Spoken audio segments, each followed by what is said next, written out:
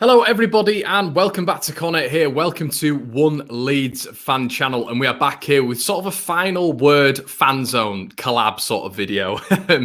We had our instant match reaction yesterday. It went down well with a couple of people, not so well with others, and it is just you can do no right on this channel in terms of being overly positive, overly negative. I felt yesterday we were sort of quite positive. I was trying to pry certain questions to Rob. A lot of people didn't agree with it in the comment section. Listen, that's what we try to do. We don't want it to be overridingly negative. We want to look at what Leeds are going to do this year and how we're going to improve and all that sort of good stuff. So stay with us. We've got a fan zone. These are the lads who get involved in the in the fan chat, who put they give the predictions and the reviews on the game. Two really good lads have asked to come on the channel today on the Fan Zone show, and that is going to be Danny and Mark. So we'll get them in now, and we're going to chat about everything yesterday. Try go in a little bit more depth because I've had a chance to watch the game back fully, which I've done this morning, which it's not really calmed me down. But yeah, I hope you're all doing fantastically well. Anyway, hi, how are you? Not too bad, Sean.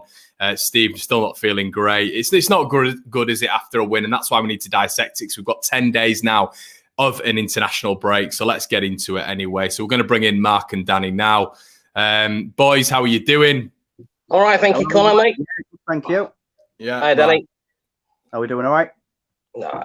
Yeah, so straight away, I think, boys, the first thing to get into, and I'm going to come to you first, Danny, on this one. I mean, there's no place better to start, really, mate, than the old Bamford ghost goal. Is that what we're going to call it? I mean, we talk about fine margins in football, mate. We talk about giving strikers the benefit of the doubt. I mean, I was thinking this morning, I mean, how many goals would Alan Shearer and Ian Wright have had chalked off if their arms were given as an offside? I mean, in my opinion, and I swear on the FA rules, I think it's section 11, which says your arm cannot be offside. And now apparently the rules have changed, which we found out yesterday from, I believe it's Stuart Walton, I think his name is, the head referee.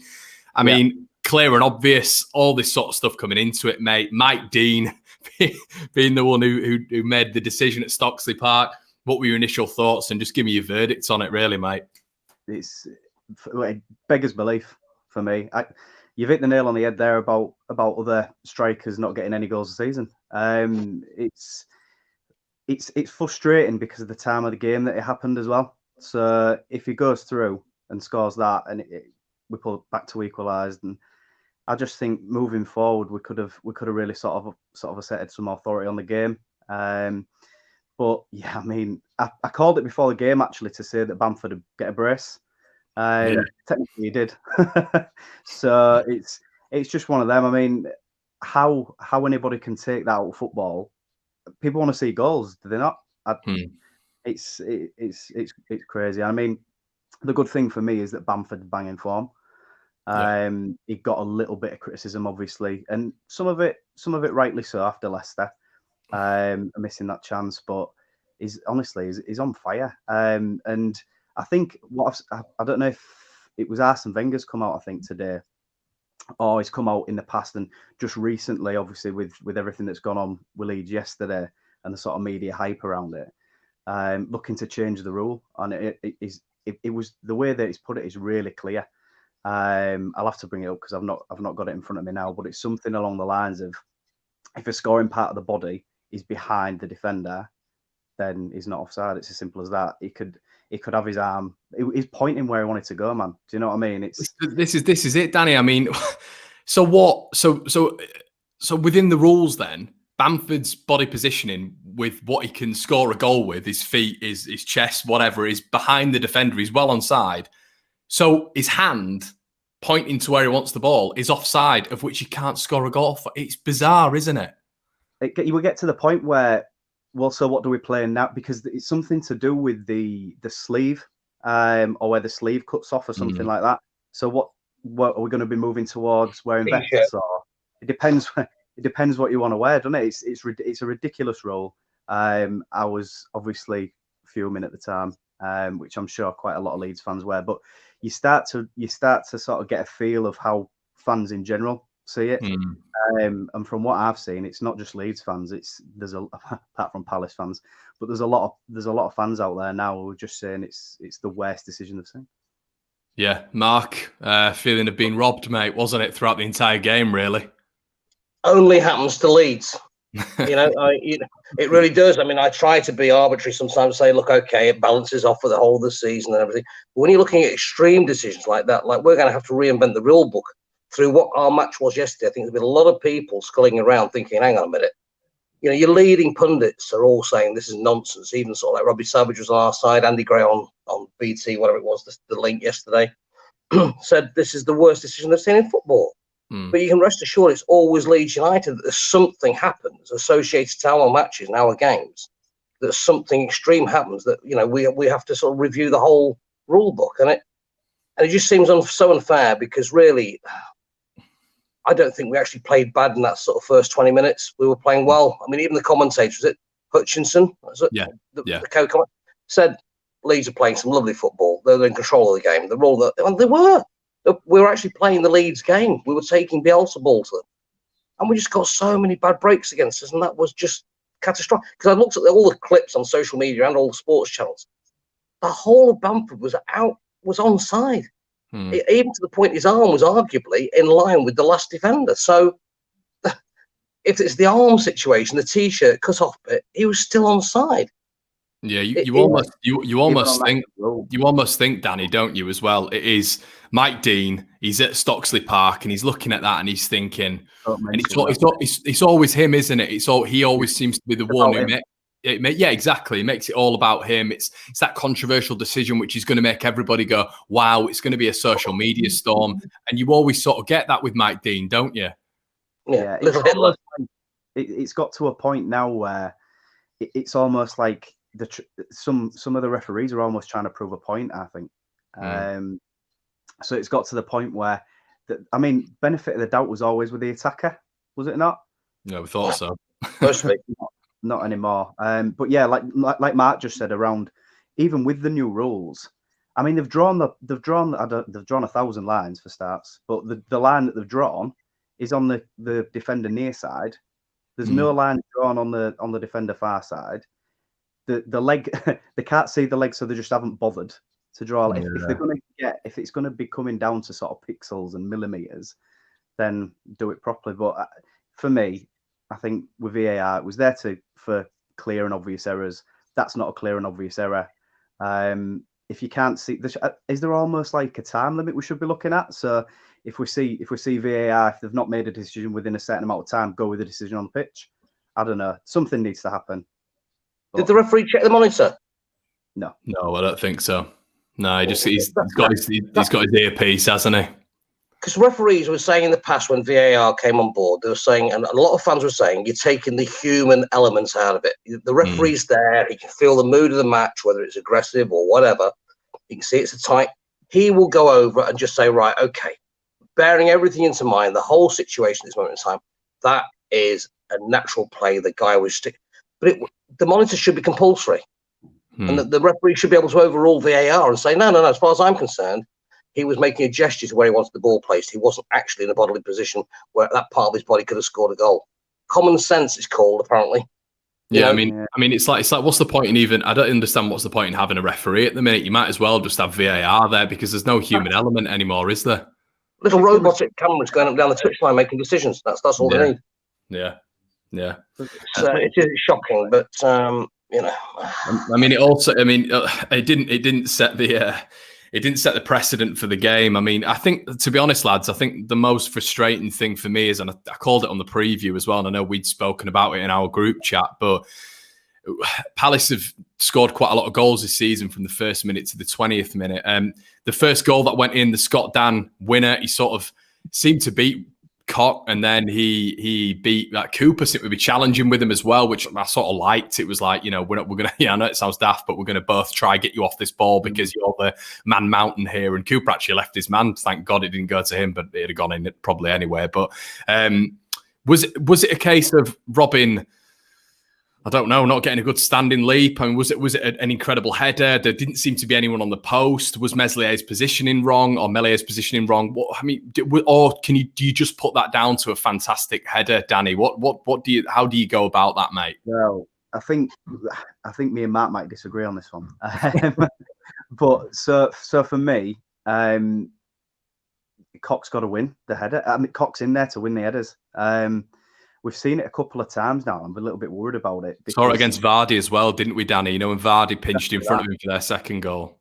Exactly that. And I mean, the corner, it was, don't get me wrong, it was a great corner, pinpoint. I mean, we could do what we wouldn't give for a few more pinpoint corners. But Eze again, wasn't it? It's a great ball in. Cox don't really, for me, get off the ground. He should be doing more there. I know Scott Dan's a big lad and he's strong. And it was almost, I mean, it was almost a freak goal when he's headed it. You see them either drift over the bar or, I mean, that's by the by. For me, he shouldn't have got the header in first. And I know you mentioned about Cooper challenging as well. I'm not sure, but Cooper leaves his man anyway to try and challenge for that. And it's an annoying one, because I thought we'd sort of maybe eradicated the frailties at the back from set pieces, and they seem to be rearing the head again. Last year in the Championship, when anybody got a set piece, it was kind of like, it's like we're going to concede, and it feels a bit like that again at the minute.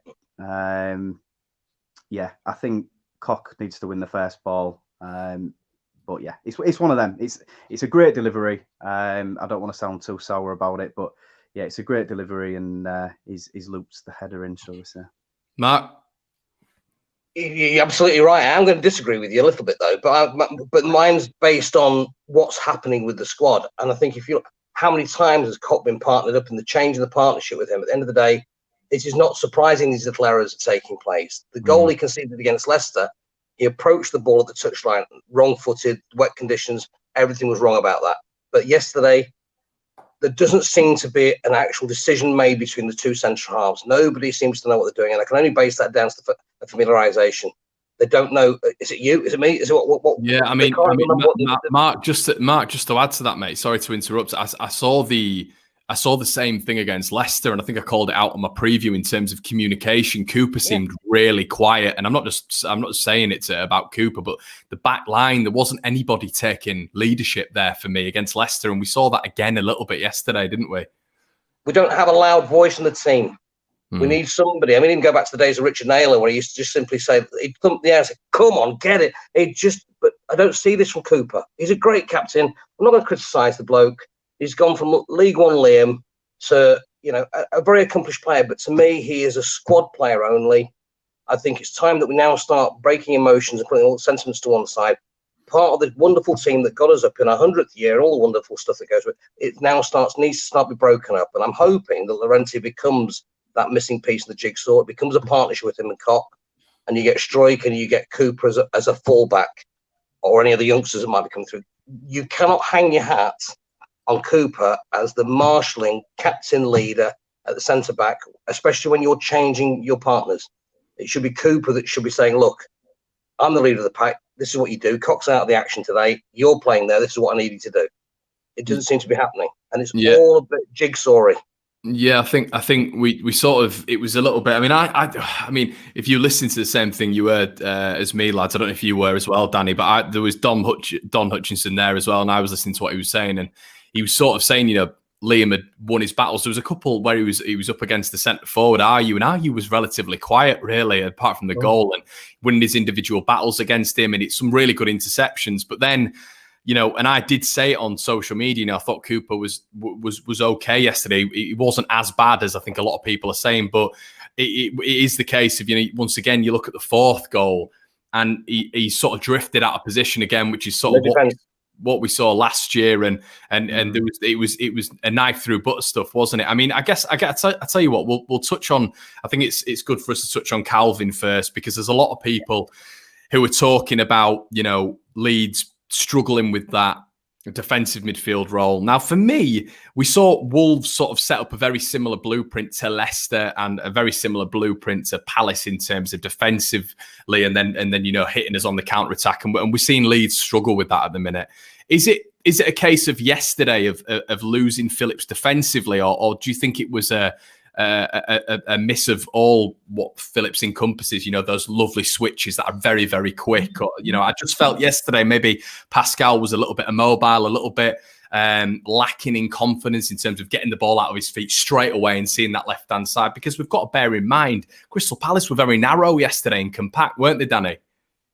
Yeah, I mean, Phillips, I've said it, I mean, a million times on the group chat, we don't realise how much we rely on Phillips. I mean, and I think we kind of masked it a little bit against Villa.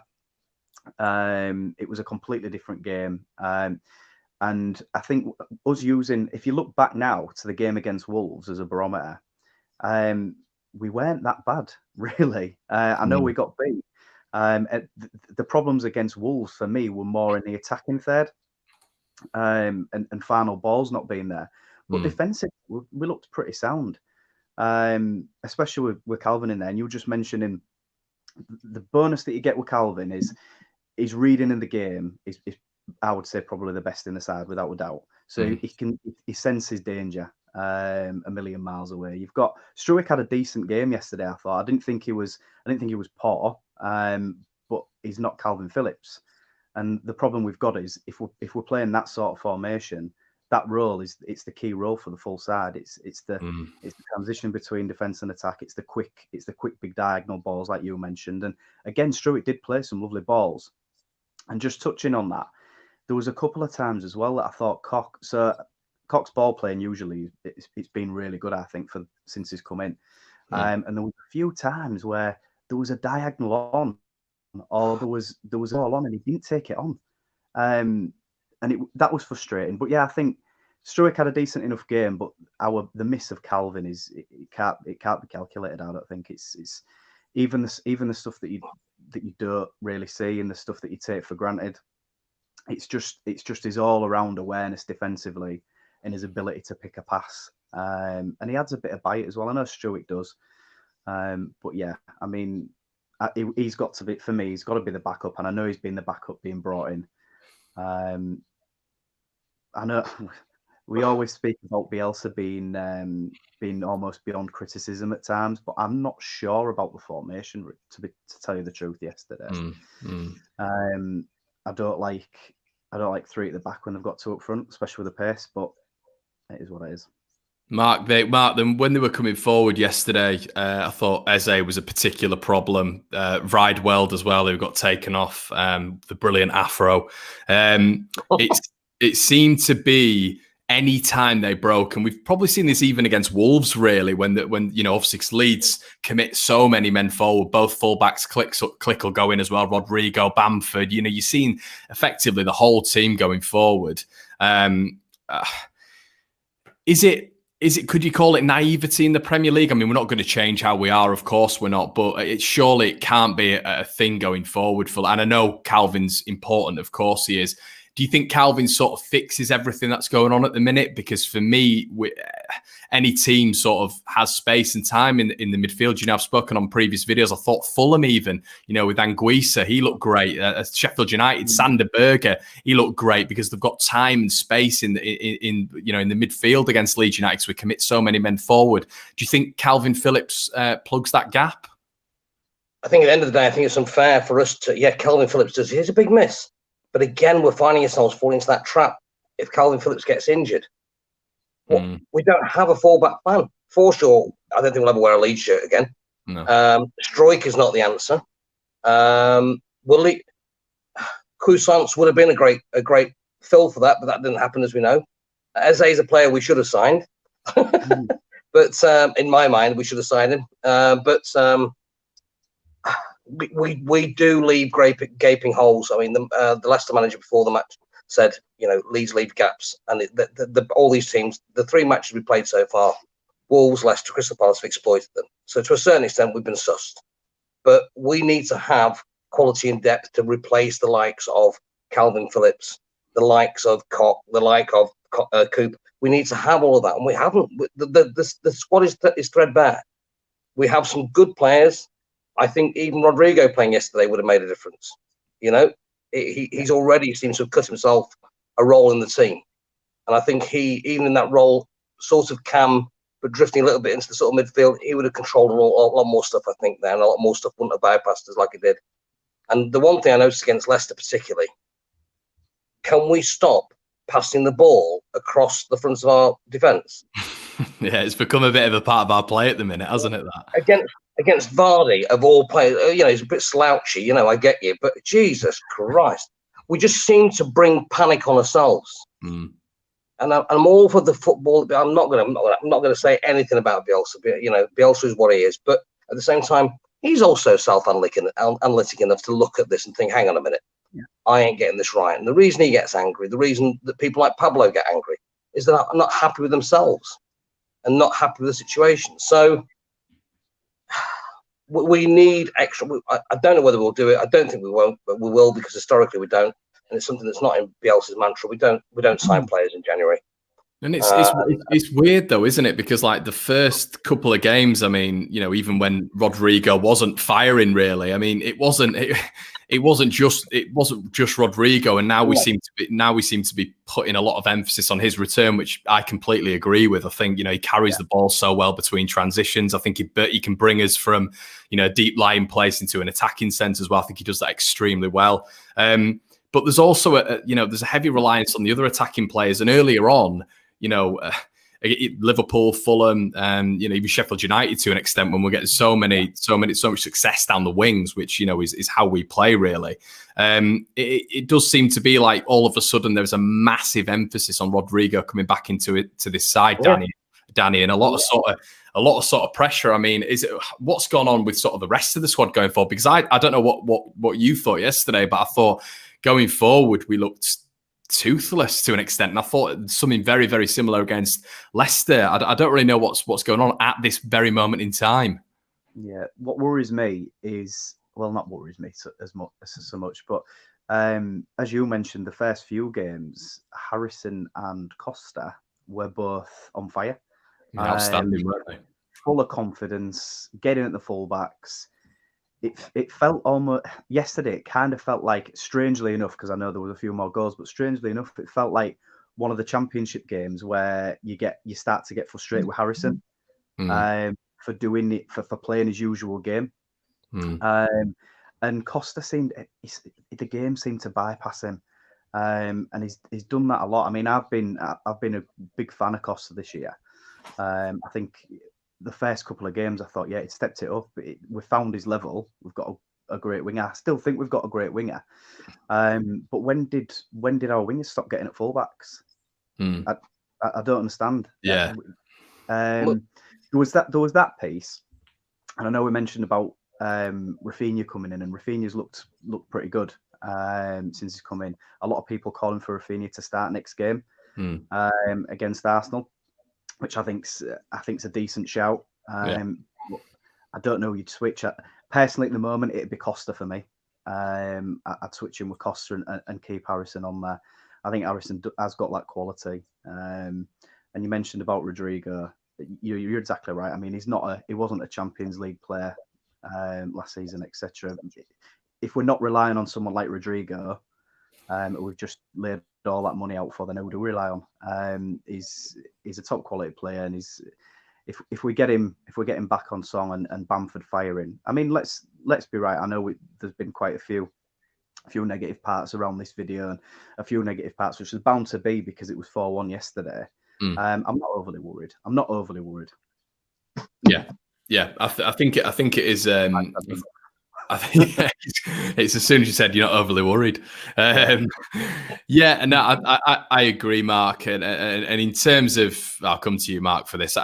Like you were saying earlier on, mate, we were in the game, and that's the difficult thing. It's because I felt we were in the game. We guess we won possession again, which, we keep going on about. But, we're in the game. The offside goal changed the entire sphere and the trajectory of the game in terms of balance. And I thought we were the team that was coming on. But I guess Danny's completely right. There were so many positives. There were positives in that game in terms of, we've come up that we've not got a lot. We've got £63 million worth of players who are not starting, and then you've got Kalvin Phillips, who probably adds another 35 million onto that, maybe equating to £100 million worth of players who aren't playing, which is massive for a team like Leeds. I guess it is just a case of waiting it out. I mean, we've got 4 really tough games coming up, but do you see the next 4 potentially? And we'll come back onto the game in just a second from yesterday. But the next 4, we've got obviously Everton, Arsenal, Chelsea, and then West Ham. But the first 3, could it work into Leeds' hands because of the fact that they're actually going to come at us? Yeah, I think I'm not worried about those because they actually play the game the right way. I hate to say that about Fat Frank, but they do play the game really well, and it does give us that space and allow us to impose our game on it. But I think yesterday a lot of it was down to the mindset of the players. I think when that goal got disallowed, it affected us. Okay, we bounced back from it, and Bamford got a superb goal, and we started to dig ourselves in. Leading up to half time, if it had been 2-1 at half time, I think we'd have come through. But I think the Everton, Chelsea, Arsenal, West Ham, you say? Yeah. West Ham is one of those teams that I put in my little pigeonhole beginning of the season together with Palace and Wolves that we get points off. And we haven't. And I just, it is now down to the attitude of the players. I mean, and they also can't do anything once they've gone over the line. But it's the players that need to bounce back and take it by the mantle. But I think we're more than capable, as we proved last year against Arsenal, we can take a game to them. Arsenal still haven't found their true definition yet. They're still like a patchwork quilt. They're still getting there, but they're not a finished article yet. Chelsea, okay, had a great result yesterday. I still think there's mileage and things, enough work to be done there that we can exploit because of the way we play. If we play the Leeds game, Bielsa ball game against those teams, then I think we're going to have some really good matches against them. And I do think we'll get points. I wouldn't hazard a guess at how many at this moment in time, but West Ham, depends which West Ham turns up.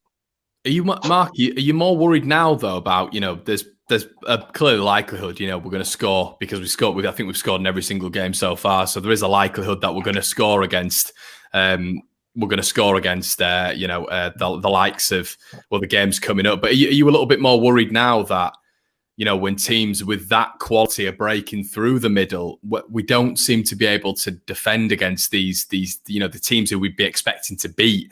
But, when the likes of Arsenal, Chelsea, they may not have to we may score against them. But is this? Are you looking at this season now in terms of we're going to pick up points just by outscoring teams because we are going to concede? Is that sort of how you're looking at this season? It's a bit Newcastle, isn't it, from the years gone by? If you score 4, we'll score 5 sort of attitude. And I think we haven't got enough firepower to be able to say we can do that on a regular basis. So I am worried, but I'm not at the point of getting a sharp knife out and hanging myself. I think it would be a fair. What have we done now? We've done 8 matches. I think after 12 matches will be a fair assessment as to where we're going with all this. We'd have pretty much played the bulk of the teams in the league, and hopefully got some true definition about our game. And it's not against the style of play that is fantastic. The whole footballing industry is going, Leeds play fantastically well. It's a breath of fresh air, etc. But Leeds as a squad of players, we need to have our true identity set into ourselves. And that's down to mindset, how we handle setbacks, and that's I think when I went to the Palace match yesterday, I thought we're gonna right the wrongs from the Leicester match. We're gonna dig in and we're gonna get something out of this because that's the Leeds I love. That's the Leeds that they turn around and say, "You think we're down? Watch us." But I never saw any of that grit, that pure grit in the team, and that worries me. And I right back at the beginning of the conversation, I don't see a marshalling leader going up to players and pointing the finger at them saying, "That's your job. Why aren't you there? Get there, stand back. You're not." I don't see any of that. And I know I'm going back to the 60s and 70s when I used to play, but at the end of the day, that's what captains and leaders did. And by Christ, I knew exactly where I should have been at that time.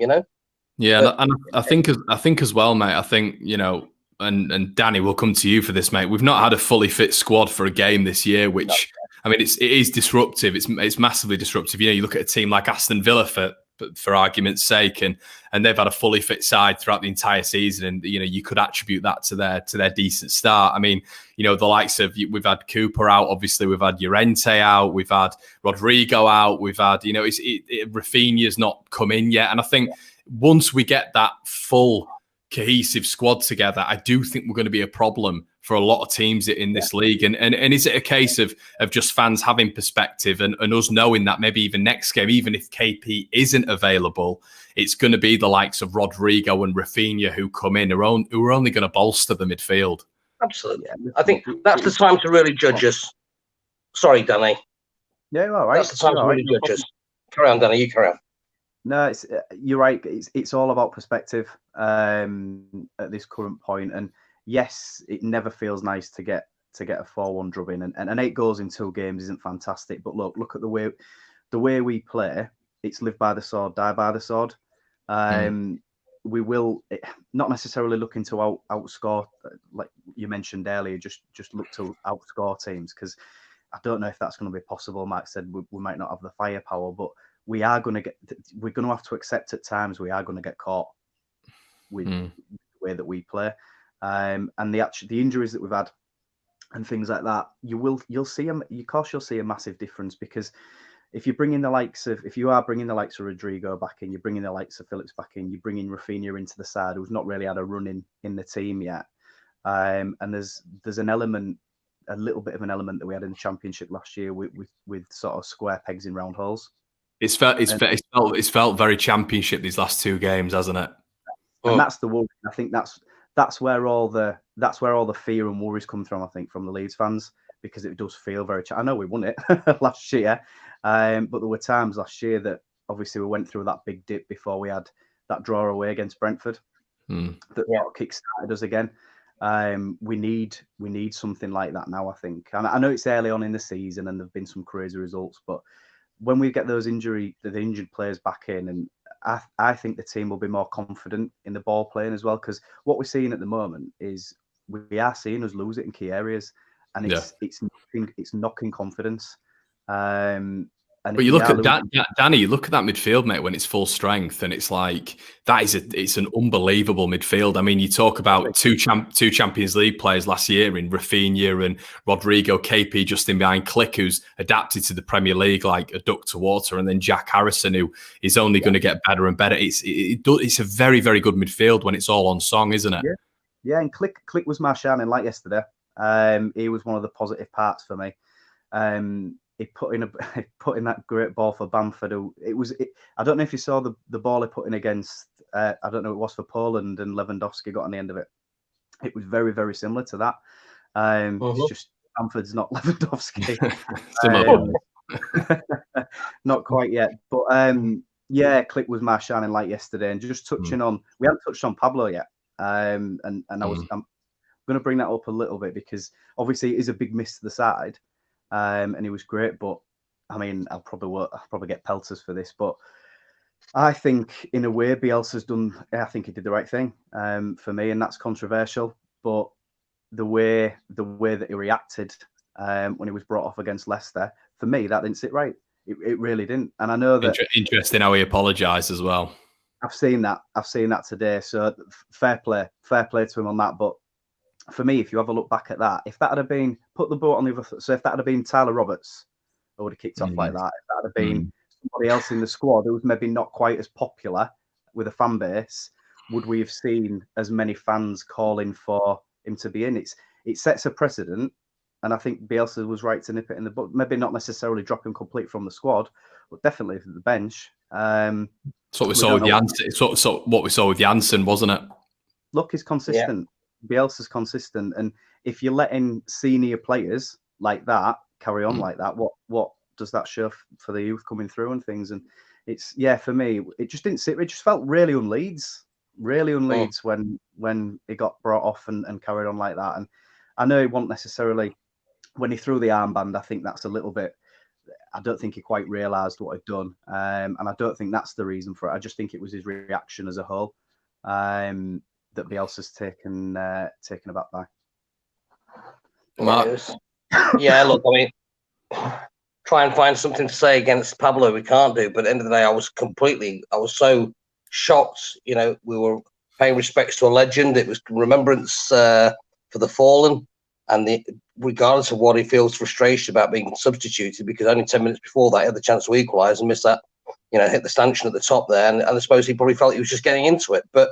Bielsa calls the shots, and whether you like the decisions or don't, you have to walk off. I mean, Stroy didn't like it when he was substitute against Villa, but you just take it in your stride, thinking he knows best. And at the end of the day, but it was purely unethical what he did. It was wrong, and we've got to stamp that out. And Bielsa's the man to do it. But sorry to interrupt, but look when Dallas got brought off in that game, he sprints straight off the pitch. I mean, we were 2-1 down at the time. The team's on the up. We're pushing for an equaliser, and it just felt like everything sort of took a little bit of a nosedive. The whole sort of mentality of the team. But anyway, that was Leicester, and we definitely missed somebody like Pablo in yesterday, which could have been obviously Rodrigo if he was fit. But we did miss bringing somebody like Pablo in off the bench. And Robert, that's not Robert's position. I don't care what anybody says. I'll get Geldart in. Yeah, I mean, I can't. I mean, it seems to be quite an unpopular thing every time I say it. But if you're looking at someone like Tyler Roberts, who is consistently coming on, and I think it's relevant to mention it as well because he came on again yesterday and nothing. I mean, I didn't recall him getting the ball. But I mean, we'll touch on Gelhardt in just a second. I think it's a good point there. But what I'm going to say, actually, in terms of yesterday, for me, when Rafinha came on, why on earth are we? And this could have been to do with Palace's defending. I actually thought they marshalled the wings very, very well yesterday. Very, very. I thought Klein had Harrison's number the entire game, and I thought also on Costa's side, he was completely marshalled out the game. But when Rafinha came on, Mark, do you think it was a little bit naive of Leeds to keep progressing down that left-hand side, which we weren't getting any joy from? Rafinha comes on, and I think he touched the ball about 5 times. 4 touches were absolutely brilliant. And we didn't... Why is Rafinha coming on and the team is still actively going down the left? You've got a wonderful player there who's clearly causing them problems straight away. Why are we not utilising that side a bit more? Well, that's right. Plus, as well, correct me if I'm wrong, Rafinha's left-footed, isn't he? Yeah. So why wasn't he swapped over? I mean, we know Harrison can go to the right and come in on his left. He's done that for 2-3 seasons with us. Then you got a new bloke that's trying to make an impression and make a mark, and his strong point is on his left. So let him get on the left side of the side and bring something for Crystal Palace to think about. And one of the touches he had was that free kick, and if that wasn't the writing on the wall as to what this guy is capable of doing, then nothing's going to be, because that was a hell of a free kick, to be honest. But no, we didn't play to the individual players' strengths. It was patchwork again. It's all like filling in gaps to keep a formation and keep a shape that Bielsa swears by. And and I know he likes his players to have 3 or 4 positions that they can play in, but you don't bring a hefty multi-million-pound signing in and say, oh, by the way, go over there. And he didn't get the ball. He just didn't get the ball at all. There was sort of like nervous about passing it to him, and he could have been the one that could have forced a penalty because of his tricky feet. He could have done anything if he'd have got him a bit more opportunity. And by the way, on penalties, that was a penalty on Bamford, by the way. Connor, I'm going to have to shoot, mate. No problem, mate. But just sort of a last bit from me. Although we've touched on quite a lot of problems we've got, I think yesterday, if you look at I mean, it was 4-1. It was never a 4-1 game. So let's put that out there. So the first goal, Kop maybe could have done better, but it was a set piece. You've seen those sort of headers go over the bar or go wide or whatever. Second goal was a touch of class from the free kick. I mean, you can do nothing about that, really. Third goal was a complete freak, although I'm sure I would have got onto it. Arfil Melia was slightly out of position. And the fourth goal, we're pushing, leaving massive space in behind. So it's not all doom for me. And we've got a lot of players coming back. And just kind of thanks for having us on, mate. Yeah, good to have you on, mate, and we'll get you back on very soon. But have a good one, mate. Sweet. Cheers. Thanks, guys. Cheers, Danny boy. Nice to meet you last. Take care. See you in a bit. But yeah, Mark. I mean, we were just talking there, mate, about Gelhardt, and we've obviously spoke about Roberts, haven't we? What impact is it that a young, hungry lad can have? He's doing brilliant in the 23s. He's sort of Jack Clark, in that infamous season where he was brilliant for Leeds when he came on. Now, you look at someone like Gelhardt, he'll now have more quality as well everywhere on the pitch than we had when Clark initially came into the side. So, I mean, someone like Roberts, who is continuously sort of coming on and who Bielsa clearly trusts, But in that 10 role, mate, for me, Roberts is not a 10, and someone like Gelhardt definitely is. So, I mean, is that something which you'd like to see? Yeah, absolutely. Look, I think we've got to remember, it's very easy to say he plays in the 23s. He's only a young lad. He's only cost us £1 million. It's a hell of a steal, to be honest with you. But he's battle hard, and he played at Wigan. Where at Wigan they had to fight for every point they got. For Christ's sake, if you're going to cut your teeth in a battle, you go and sign for Wigan because they're battling not only stuff in the boardroom, they're battling stuff on the pitch. And he was exemplary on the pitch. So it's not like he's not like his first team not ready.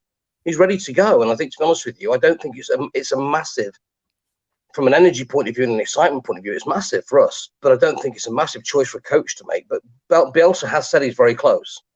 So let's just hope he actually says, right, you know what, Roberts, I have to keep pinching myself. Remember the guy, he's still very young as well. But it's bizarre though, isn't it, with Roberts? He's not a number. He's not a 10. Absolutely. I think he's a 9, isn't he? He's got some lovely little feet, and he does some nice little. But he's just not that player. And I think again, we're asking for square pegs and round holes again. He's just not that person. I think his confidence is down on the floor. I think he's actually probably worried that probably come January, or if not before, we'll put him out on loan because he's just not doing it. He's not. I think I said in the messages last night when you're having your chat with Rob, I was saying, look, he fills a gap in the team, but he doesn't fill the gap between the scoreline. And that to me is a player. If you're going to bring a bloke on when we're losing 2-3-1, you want somebody who's going to affect the scoreline. He is not that player. Unless you're going, well, look at Hull last season. He came on when we're playing well. He scores 2 beauties. Because his confidence is there, and players have said after that it was great for him to score because his confidence was low.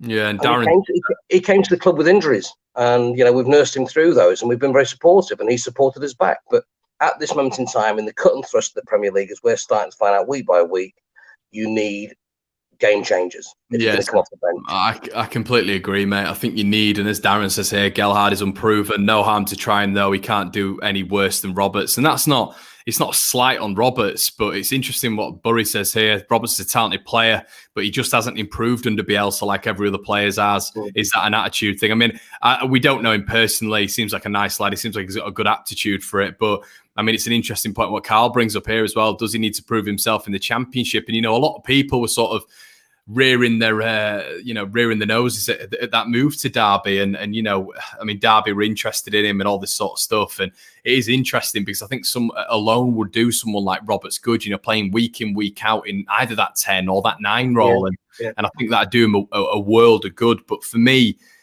Gelhardt just being even in and around that squad, it'd give the fans a massive boost. It'd give you a boost as well, wouldn't it, Mark? No, I'm not looking to quote Boris Johnson, but Roberts is not oven ready. He's just he is a good player. He's still young. He's got a lot to learn, but as probably just said, he hasn't learned as much as the other players in that team. I mean, he's changed. He's changed our squad. He's made it unidentifiable. But it's just, Look, I think it's fair to say when we get the players back, I just pray to God over this international break they don't all come back bloody crocked again. Do you think it's? Do you think with regards to just sort of like positives, really to sort of end on, Mark? I think for me, and I think I can't remember which player said it actually. It might have been Bamford. It was Bamford. Bamford sort of said that he thinks that the international break is coming at actually a perfect time. We hate internationals, but I guess Kalvin's not going to be going away.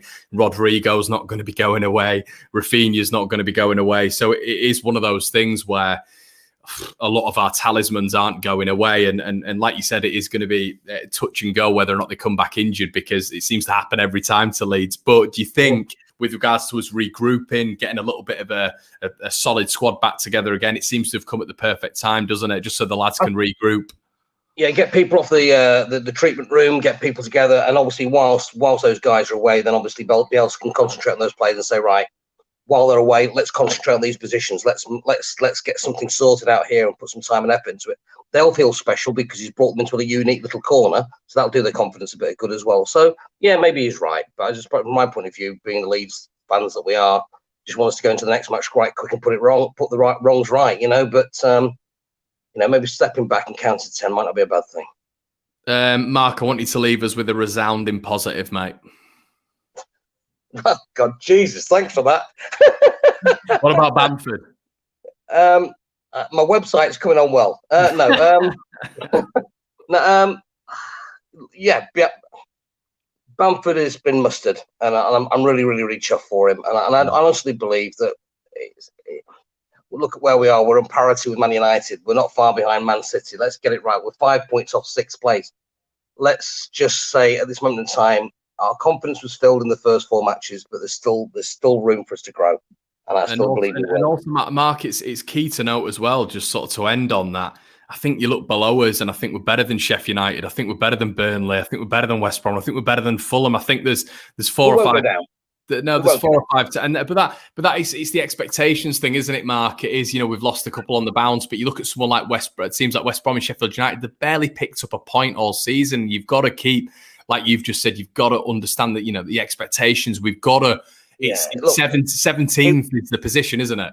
It'd been better off to a certain extent if we'd have drawn the first 5 matches and then we'd gone and say, look, we're growing through the process. But we've set the world alight from the word go. And it's like all of a sudden we're like knocking the door for the Champions League here. And it's like, what? Well, hang on a minute. Let's rein it in. 17th has always been the goalpost. There are 3-4 teams certainly worse than us. And I believe at the end of the day, we'll once we get the tick of this, and I honestly believe that's the Villa. I thought the lads, the pennies dropped. They realise they're Premier League players now. It's happening. But then we played Leicester and everything seems to have gone slightly backwards from there. But I think we have the characters in the team. We certainly have the best coach in the world to sort it all out. But I just think we need all of what we've got available. And I think then all of a sudden we start seeing the true identity of the team. But the players have to take ownership of this problem as well, Rob. Connor, it's very easy to keep highlighting the coaching and the setup and the playing stuff. The players have to grab this by the scruff of the neck as well. No, I agree. They have to show they want this, Yeah, and a lot of it has come down to sort of individual errors and this, that, and the other, hasn't it? So it is sort of, it can't just be on Marcelo Bielsa. I mean, I guess there's a lot of it, which is a lot of people are talking about Cooper at the minute, but like you've said, there's no. I mean, Cox, he's had such an unsustainable start in terms of defensive partners, and we need to sort that part of the game out. But as soon as that's sorted out, and I think we've got the resources to do that, I think we'll be okay. But Mark, it's been a pleasure, mate. Our first fan zone. It was good with Danny as well. So we're going to bring this on every week, guys. So I hope you've enjoyed it. Anyway, it's been Absolutely. A bit chill, and great to have a proper chat. And thank you again for inviting us on. And as we always say, we march on together with a smile on our face, regardless. That's it, mate. But Mark, you have a good one, mate. And everybody, if you wouldn't mind liking, comment, and if you are new, please subscribe to the channel and keep your chins up. And we'll see you for some more content during the week.